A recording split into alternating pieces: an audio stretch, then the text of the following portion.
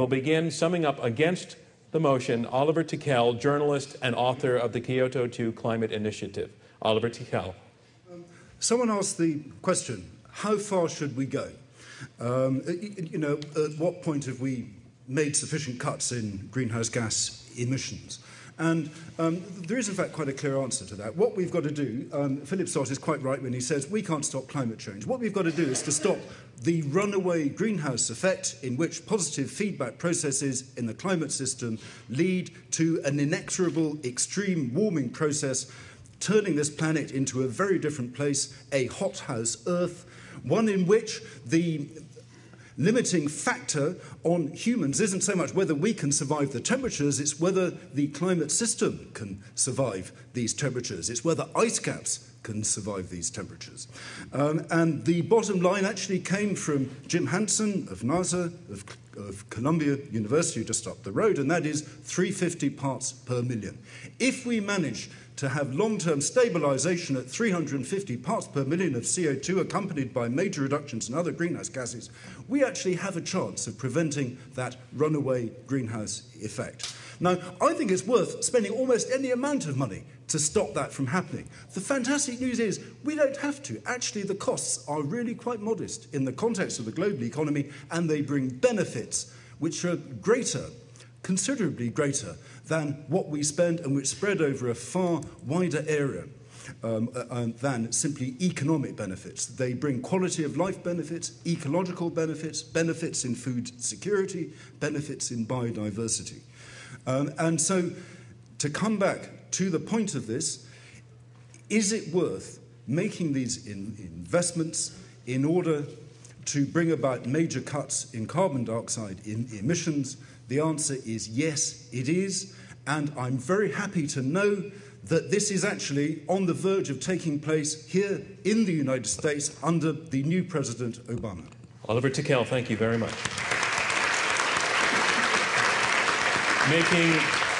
Making his summary remarks for the motion, Bjorn Lomborg, founder of the Copenhagen Consensus. Thank you. It's a little depressing to see that I started out telling you that we were going to hear two arguments, and indeed we have heard them. One is that this is going to be the end of the world, and therefore we need to do whatever Oliver says. I'm not really sure that's such a great argument. I would simply say we know from the UN Climate Panel that global warming will cause problems, but it will not by any means be the end of the world. It is one of the many problems we need to tackle. And that's exactly why we're having this debate.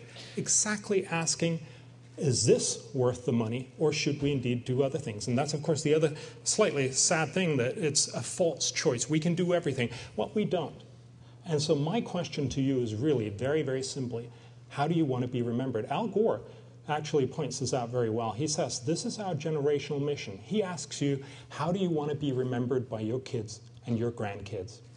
I find it stunning that he would actually make that argument, because the real question is, do you want to be remembered for having spent hundreds of billions or even trillions of dollars to do virtually no good 100 years from now?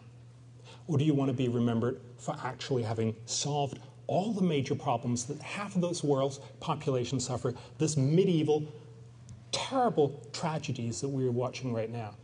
This is really a vote about how you want to be remembered. I hope you want to be remembered by doing a lot of good rather than just a little good. That's what tonight's decision is about. That's the trade-off. Thank you. Thank you, Bjorn Lomborg.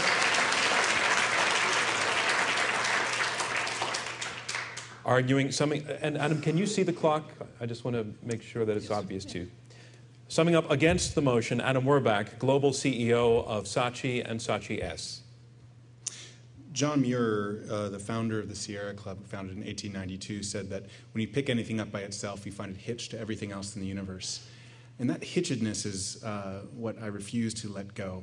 Mr. Lomborg, others say it's a choice, that we can either create green jobs, that we can launch a new Apollo project, that we can't do that and deal with poverty, global poverty, at the same time. In fact, we have to. And when you ask the question, how do you want to be remembered? I don't want to be remembered as a person who, to my 3 kids, as the one who saw a crisis facing us and who ignored it. We can do something about this. Mr. Stott says that glibly that people can live in the Sahara, they can live in Greenland. It makes it sound like you just need to put shorts on and that will deal with climate change. It is more serious than that. Mr. Huber describes himself as a technical utopian, but doesn't want a system to regulate that technology in the end and to guarantee the marketplace for that. And that sounds to me quite familiar to marketing subprime loans, but not having a strong enforcement mechanism, not having an SEC that could actually maintain the investment structures here in the United States. More reductions in carbon emissions are worth the money, and many of the anecdotes we shared tonight are examples of how they are worth the money. And the reason we used anecdotes is because we actually have examples of how it's actually happening. Now, you can deny that. You can say those aren't real and those don't add up, or you can actually look at them. And there is a reason why the world's largest company went to China and told its 1,000 largest suppliers that it will pay more money if it has to build better products. They want quality socks, not socks that fall down, and those quality socks probably have less energy in them as well. Major reductions in carbon are worth the money. We're not going to do unintelligent things. We're going to spend it right. Thank you, Adam Werbach.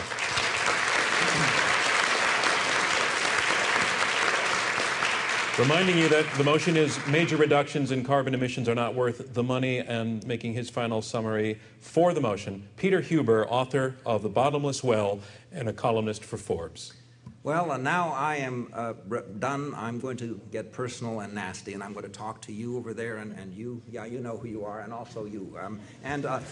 Like a medieval priest, you know, there are carbon brokers out there today who will sell you an indulgence that will forgive all your carbon sins. It will run you about $500 for 5 tons of carbon, which is about what the typical American needs, or about $2,000 per typical household. Your broker will spend the money on something good, most likely cleaning up hog farms in Brazil.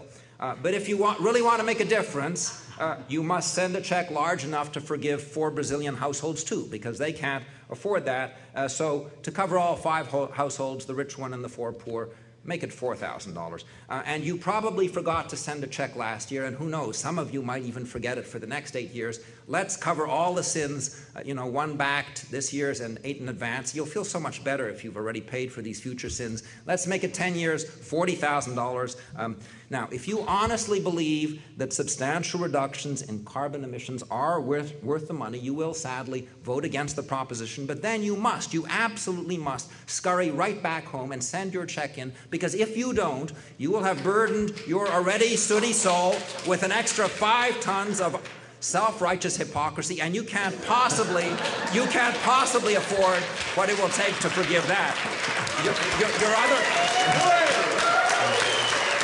Your other option is to keep your money in the pocket and vote for the proposition. However desperately you may wish it were false, vote for, because it is in fact a true statement of engineering and economic and geopolitical fact, and vote for because acknowledging reality is the essential first step in trying to change anything for the better.